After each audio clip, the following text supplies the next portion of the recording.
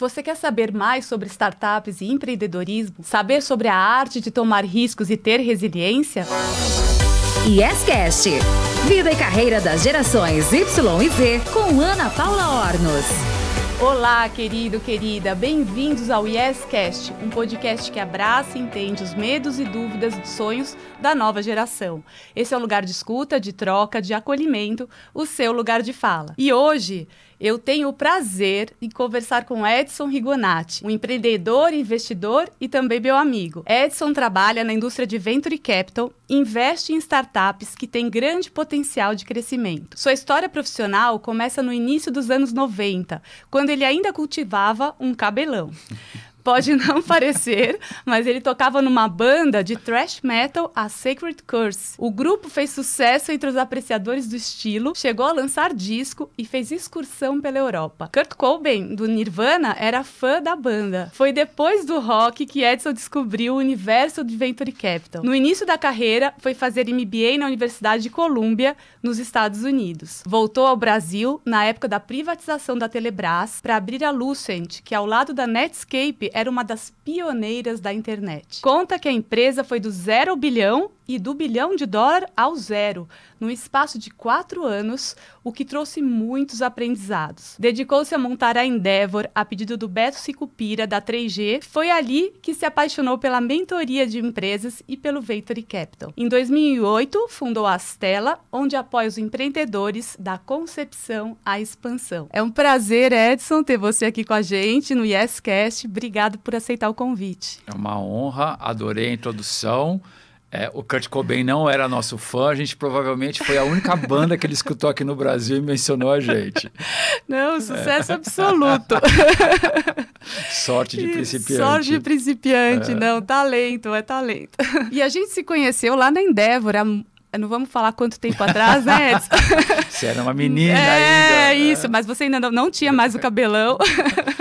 Mas ainda tinha cabelo. Tinha cabelo.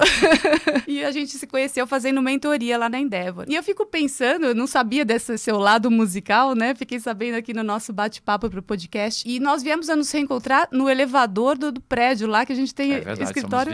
Somos vizinhos de escritório. E eu fico pensando, como que a música... Porque você saiu de uma banda e muitos jovens têm o sonho de ter banda ou têm banda...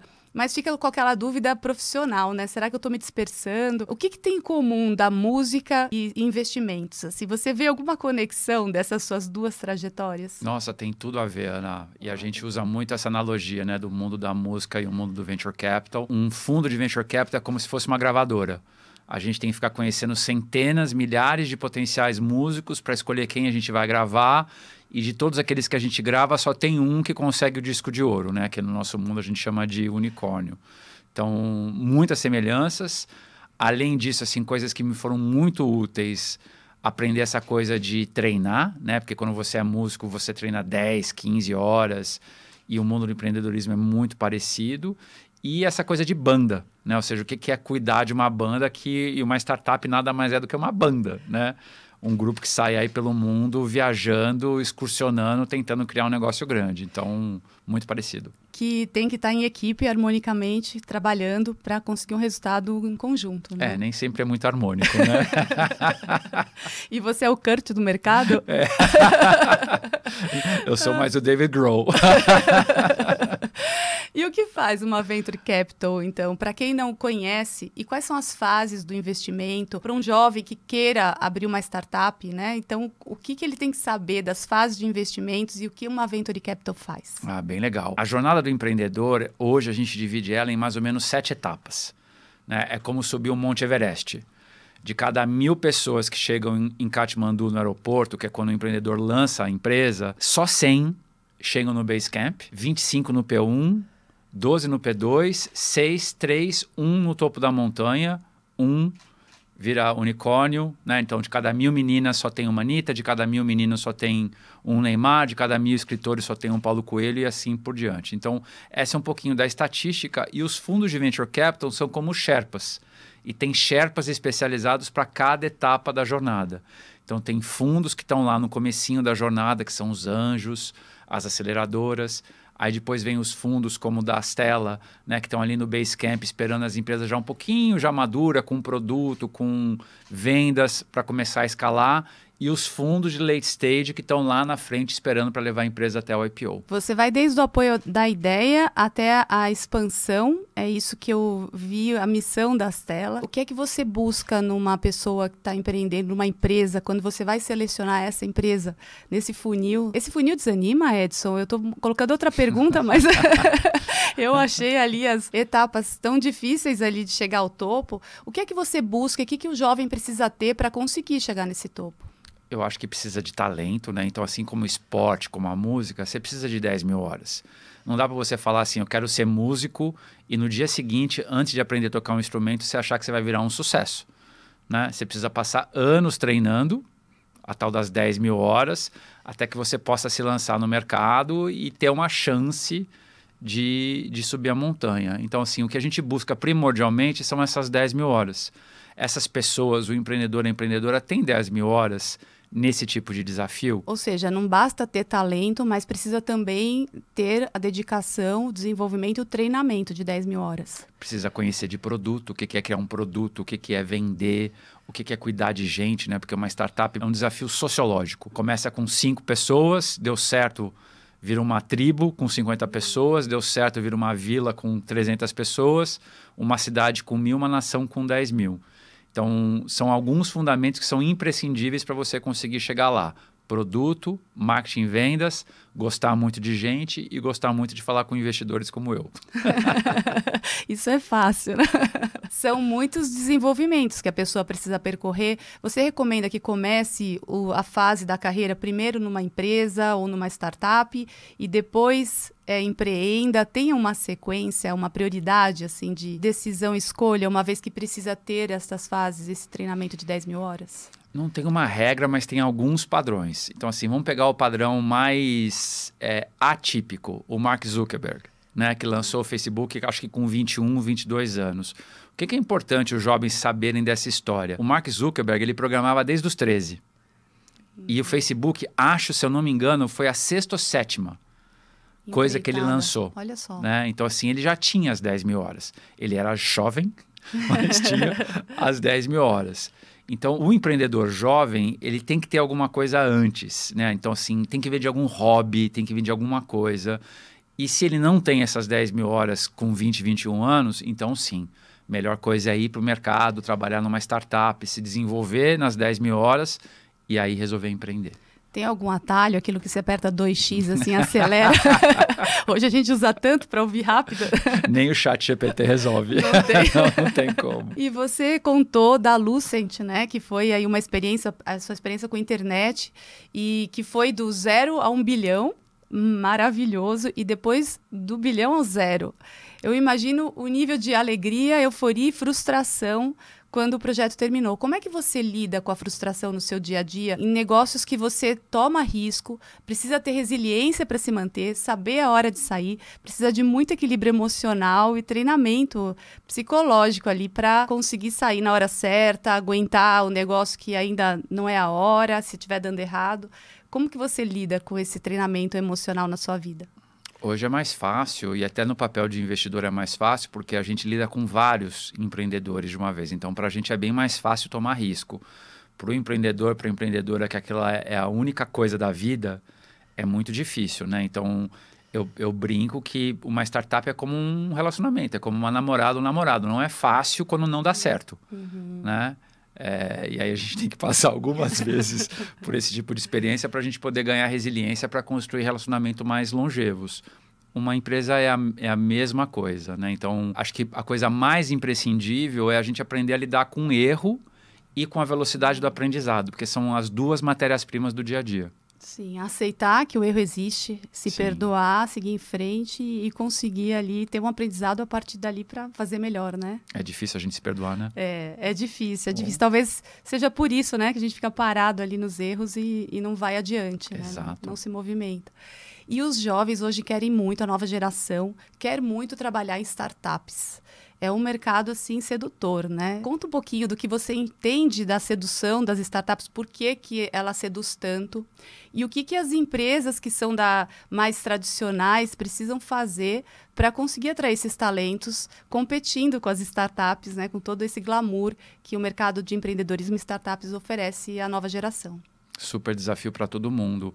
Mas eu gosto de pensar que toda a era da humanidade teve o seu herói, né? Teve a fase do herói militar, teve a fase do herói filosófico, teve a fase do herói monarca, teve a fase do cientista, e a gente vive a fase na humanidade que o nosso herói são os empreendedores e as empreendedoras. E isso cativa um pouco o consciente coletivo, né? Então, assim, as pessoas nascem hoje em dia sabendo o nome do Mark Zuckerberg, né? Sabendo o nome do Davi Vélez, sabendo o nome do Eric Santos, a Mari da Gup. Então, assim, esses nomes vão virando grandes referências de vidas para os jovens, e os jovens se espelham nessas pessoas, como, né, na geração dos nossos pais se espelhavam no Pelé, nos grandes astros do futebol. Hoje, os empreendedores são esse elemento de vida. Então, acho que começa por aí. A segunda coisa que eu acho que é muito relevante para os jovens é que o mundo das startups é dinâmico, o crescimento é mais rápido, geralmente as empresas têm um propósito, né? Então, assim, as pessoas sentem vivas quando vão trabalhar numa pequena empresa, numa startup, e isso torna muito difícil para as grandes empresas atraírem os melhores talentos, porque os melhores talentos são apaixonados pelas pessoas que estão nas startups, gostam da velocidade, gostam do potencial do risco, estão trabalhando com um propósito, só não tem o dinheiro das grandes empresas, né? Então, assim, quer um bom salário, uma boa remuneração, um bom pacote, uma coisa segura, ou uma coisa mais aventureira, né? Mas com alto potencial. Tem um pouco mais de risco, talvez, uma carreira em startups, porque está assumindo o risco daquela empresa, da própria empresa. Claro. Uma empresa mais consolidada, ela já tem uma trajetória ali mais firme, né? Mais palpável. Exato. Mas, por outro lado, também o jovem está conectado ali com o resultado, né? Que com as atividades no todo, talvez tenha uma visão mais integral ali, como a equipe é menor, né? Do resultado final, do que as partes ali de uma empresa. Sem dúvida. E a gente sente essa fome que o jovem de hoje traz por impacto, por coisas que na nossa geração a gente nem pensava, né? Então, assim, o jovem ele vem para o mercado hoje exigindo das empresas essa preocupação com o meio ambiente, com o social, né? Com a saúde mental. Isso é uma pressão, assim, para todo o mercado. É uma coisa muito, muito substancial. Sim, e é uma pressão positiva, uma boa transformação, Edson, né? E por falar em tendência, né, o que está acontecendo, as mudanças, como você enxerga o mercado das startups, do empreendedorismo para os próximos anos? Vale a pena empreender agora? Alguém que está pensando, como é que você está enxergando esse mercado para frente? Eu acho que essa década vai ser mais uma década de ouro, especialmente para o empreendedorismo brasileiro. Hoje saiu mais um relatório global de ecossistemas de venture capital e startups, e o Brasil saiu como o 10º país do mundo. São Paulo é a 23ª cidade. Lembrando que os Estados Unidos tem 9 cidades, China tem 4 cidades. Então, é um dos principais locais para se empreender no planeta. A gente tem um volume muito grande de empreendedores, muito grande de fundos, de aceleradoras, de advisors, de empresas de consultoria. Então, assim, tem uma rede, né, pronta para receber esses empreendedores. E eu acho que é uma das melhores décadas para se empreender, porque a gente tem matéria-prima humana, matéria-prima capital, né? Um mercado gigantesco com baixa penetração. Espero que venham mais gente e acho que a gente vai criar empresas maiores nessa década do que a gente criou na década passada. Que maravilha, que notícia ótima essa. É bom escutar no nosso país que a gente tem toda essa possibilidade e esperança, né? Muito. E que dá para seguir e empreender. Que maravilha, ótima notícia. Pesquisando um pouquinho sobre o que você faz, Edson, eu vi alguns conceitos ali que você traz. Aliás, a Astela traz muitos conceitos, tem playbooks maravilhosos. É só entrar no site, pesquisar pelo nome do Edson também. Muito material mesmo para quem quer aprender e empreender. E um dos conceitos que eu vi ali era você prospectar clientes, captar clientes. Você pode ter um método proprietário, um método merecido ou pago. Se você puder trazer um pouquinho desse conceito, e a minha pergunta é, isso vale também para a própria carreira? A pessoa que pensa na própria carreira também precisa usar desses três, escolher entre esses três métodos? Nossa, adorei a pergunta e acho que a resposta é sim, porque hoje em dia as carreiras elas dependem muito de como que a gente se projeta para o mercado, né? Antigamente a gente tinha o currículo, a gente tinha a entrevista. Hoje a gente tem o Instagram, o TikTok e o LinkedIn como lugares onde as pessoas nos veem. Então, eu acredito que as pessoas elas estão tendo que se tornar não só esses influenciadores, vou chamar aqui de rasos, né, que estão simplesmente vendendo produtos, mas influenciadores de ideias. E eu acho que essa é a grande transição que a gente vai passar, né, entre gerações, porque todo mundo hoje em dia tem que ser o que a gente chama de thought leader. Tem que compartilhar seu conhecimento, compartilhar suas ideias, e isso para a carreira individual é o equivalente da mídia proprietária, né? Ou seja, eu não preciso pagar para que alguém me veja o meu currículo, né, num site, num bulletin board ou na LinkedIn. Eu publico, eu sou o que eu sou, eu falo do que eu gosto de fazer e eu apareço, as pessoas sabem quem eu sou. Esse é um jeito proprietário e até merecido da gente ser conhecido e se desenvolver na carreira. Ou seja, vale a pena, então, o jovem colocar o seu material na internet, colocar um material profissional, não só por diversão ou pessoal, falar sobre coisas que ele se interessa, falar sobre coisas que está pensando, que inova, publicar artigos, fazer todo esse movimento para conseguir atrair as pessoas, as oportunidades para sua própria trajetória. É sobre isso que a gente está falando. Exatamente, eu acho imprescindível. Eu acho que hoje todo mundo tem que se tornar um infoproduto. Né? Então, a gente tem que educar o mundo a respeito daquilo que a gente sabe, compartilhar aquilo que a gente sabe, para que a gente se torne relevante na vida das pessoas e seja quisto ou por clientes ou por empresas. Maravilhoso, muito bom. Olha, tem muito conhecimento, procurem mesmo as telas, os playbooks, todo o material, que tem muita coisa para aprender aqui com o Edson. E a gente tem um novo quadro aqui, Edson, o Minuto YesCast, que é um ping-pong aqui, um debate de algumas ideias. Então, são respostas rápidas aqui para o pessoal te conhecer um pouquinho mais. Me fala a sua cidade predileta no mundo. São Paulo. São Paulo? Adoro São Paulo. É o que a gente tem de cultura, de culinária, de possibilidade de trabalho. Eu sou fascinado pela cidade. Um filme, uma série ou um livro inspirador? Eu diria o livro Finding Joe, o livro A Jornada do Herói, ambos do Joseph Campbell. Ah, eles falam sobre o quê, Edson? Sobre essa jornada que todos nós empreendemos na vida, né? Ou seja, o nosso herói, o que é esse herói, como é que a gente acha, como é que a gente passa por essa jornada de vida, de trabalho, de carreira. Maravilhoso. E um aplicativo? Eu não vivo sem o Google Docs. Compartilhado com a equipe? Exatamente. E um mico que você já passou? Ai, vários, mas eu acho que talvez o mais engraçado foi quando eu morava em Nova York, fazendo um MBA, aquele processo de fazer várias entrevistas, né, em bancos e consultorias. Eu recebi um chamado para uma entrevista e não tinha comprado meia, não tinha comprado nada ainda. E botei um terno com meia branca. E fui para uma recepção e era o único, né, de, sei lá, 500 pessoas que estavam usando terno marrom com um sapato preto e meia branca. Foi o maior mico da minha vida. Até hoje me enche o saco desse negócio. Mas você estava à frente do tempo, porque virou moda, então. Isso é ser visionário. E fico ansioso quando... Eu fico ansioso quando eu não consigo me comunicar. Quando eu percebo que o meu interlocutor, a minha interlocutora não está me entendendo, não estou entendendo essa pessoa, e aí isso vai me trazendo muita ansiedade. E fico alegre quando... Eu fico alegre quando eu consigo ajudar. Ah, muito bom, muito bom. Faça o que eu falo, mas não faça o que eu fiz. Um erro aí que você se arrependeu ou faria diferente? Eu não deixaria nunca de fazer terapia. Eu me arrependo dos 21 anos de idade até os 48 anos de idade ter parado de fazer terapia. Eu sou suspeita, né?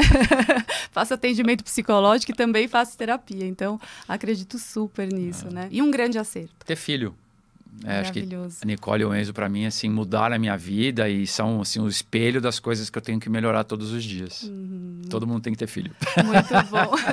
Inclusive, a Nicole tem um episódio gravado aqui no YesCast. Confiram lá, muito interessante a entrevista da Nick. Ela é super especial e o Enzo também, muito bom. E um conselho que você queira deixar, afinal, uma mensagem para os jovens e para as empresas que querem atrair a nova geração para trabalhar lá. Para os jovens, eu deixo a provocação de viver esse empreendedorismo, aprender especialmente o que a gente chama de Product Market Fit. Para mim, é a maior invenção humana dos últimos 2 séculos, né? Que é essa filosofia de como tirar um negócio do 0 para o 1. Acho que toda geração cresce com um grande preceito filosófico. A gente cresceu com Taylor e Fayol ajudando o Ford a produzir carro.